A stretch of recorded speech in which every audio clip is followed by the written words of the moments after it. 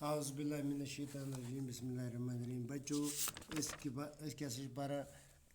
कैसे class 5th subject kosher topic कैसे para zalun gas zalni gasuk vartavuk तरीक यानी अगर अस गैस जालनुक तरीक अपनावन सह कित पे इस्तेमाल गैस कित पे इस्तेमाल कर सिलेंडर मज द्रामुत gas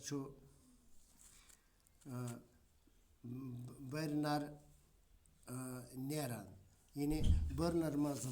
cylinder gas yes burner मज बर्नर यह तो आला अमि मज पकान अत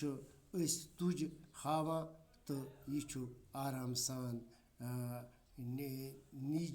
नीज रेह बनित दजान अत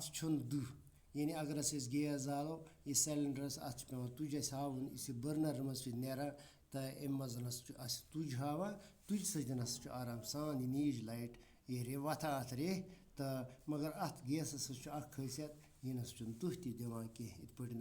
दान जालान दानस मज अगर यून जालो लकर जालो तथ दुह नेरान वारिया सह दुह सान सेहत खतर मुजिर मगर अत यूत आराम चीज तह मगर यूत अत एहतियात कि शुमार कह अगर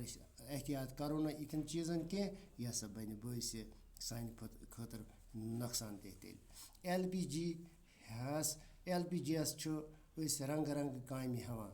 अम सत बत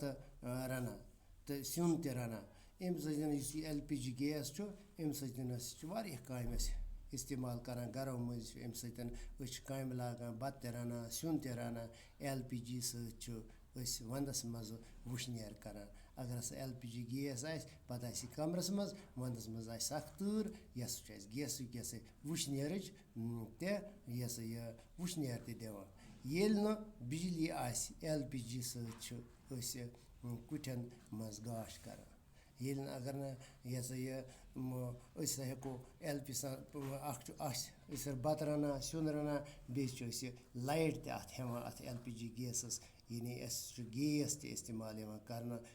गैस ब्रो काल यानी कत मज यानी सह मेज तेलस पे गैस दजान मगर आजकल आज नौ जमान अत नई जमानस मज लाइट तह हासिल करान यानी कैंचन कारन तो आटोवन मज LPG पेट्रोल बदल वर्तान आजकल